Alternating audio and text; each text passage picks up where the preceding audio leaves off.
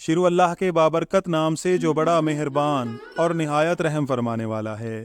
ناظرین اکرام، اللہ پاک کے آخری نبی حضرت محمد مصطفیٰ صلی اللہ علیہ وآلہ وسلم نے شعبان المعظم کو اپنا مہینہ قرار دیا اور خاص طور پر اس کی 15ویں رات یعنی شب برات کی عظمت و فضیلت کو بیان کیا ہے، اور اس میں عبادت و دعا وغیرہ کی خوب ترغیب ارشاد فرمائی ہے۔ یہی وجہ ہے کہ ہمارے اسلاف اس رات کو عبادت الہی میں بسر کیا کرتے تھے۔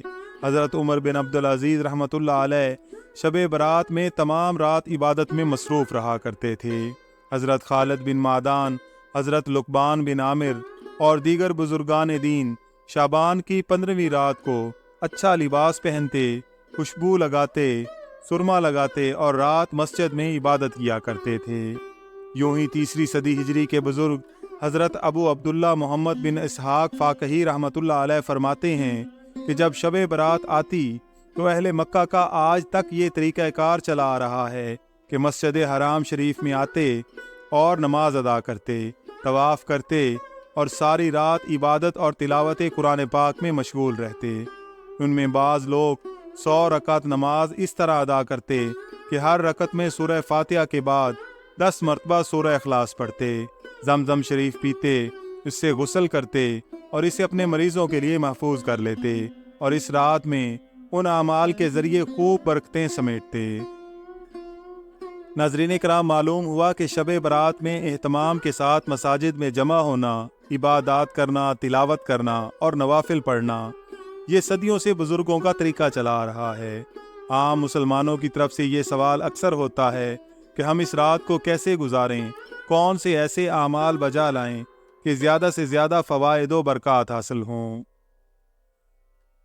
8 ایسے اعمال آپ کی خدمت میں پیش کرنے کی سعادت حاصل کر رہا ہوں جن پر عمل کر کے آپ زیادہ سے زیادہ فضائل و برکات حاصل کر سکتے ہیں۔ شب برات میں زیادہ سے زیادہ نوافل پڑھے جائیں۔ صلاۃ اللیل یعنی رات میں نفل پڑھنے کی ترغیب و فضیلت قرآن پاک میں آئی ہے۔ شب برات میں بطور خاص صلاۃ و تسبیح ادا کیجیے کہ حدیث پاک میں فرمان ہے کہ اگر تو یہ نماز پڑھے گا تو اللہ پاک تیرے اگلے پچھلے، نئے پرانے، جو بھول کر کیے اور جو جان بوجھ کر کیے، چھوٹے بڑے، پوشیدہ اور ظاہر، تمام گناہ معاف فرما دے گا۔ شب برات میں کلمہ طیبہ کا زیادہ سے زیادہ ورد کیا جائے کہ یہ افضل ترین ذکر ہے۔ رسول اللہ صلی اللہ علیہ وآلہ وسلم نے فرمایا کہ سب سے افضل ذکر لا الہ الا اللہ ہے اور سب سے افضل دعا الحمدللہ ہے۔ اس بابرکت رات میں سبحان اللہ اور الحمدللہ کی کثرت کی جائے کہ یہ اللہ پاک کو بہت پسند ہے۔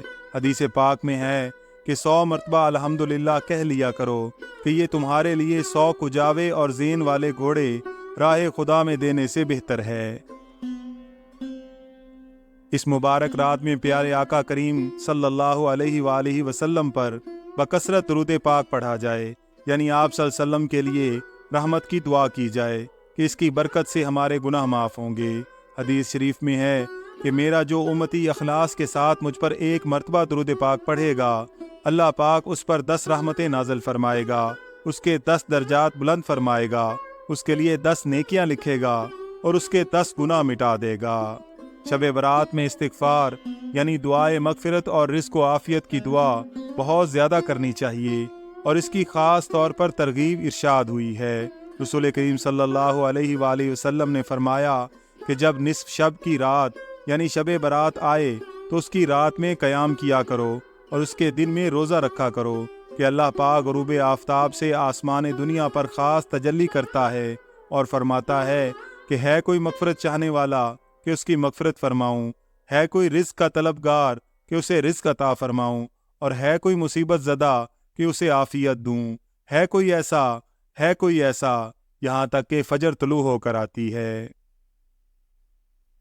اس مقدس رات میں قرآن پاک کی تلاوت بھی کی جائے کہ تلاوت کلام پاک بے انتہا رحمتوں، برکتوں اور سعادتوں کے حصول کا ذریعہ ہے، اور یہ بڑی عظیم عبادت ہے اور اس پر بہت زیادہ اجر و ثواب ہے۔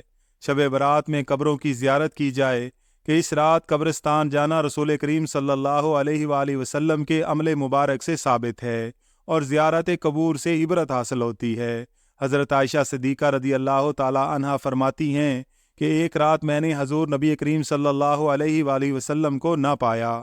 میں آپ کی تلاش میں نکلی تو آپ مجھے جنت البقیع میں مل گئے۔ آپ صلی اللہ علیہ وآلہ وسلم نے فرمایا، بے شک اللہ پاک شعبان کی 15ویں رات آسمان دنیا پر تجلی فرماتا ہے، پس قبیلہ بنی کلب کی بکریوں کے بالوں سے بھی زیادہ لوگوں کی بخشش فرماتا ہے۔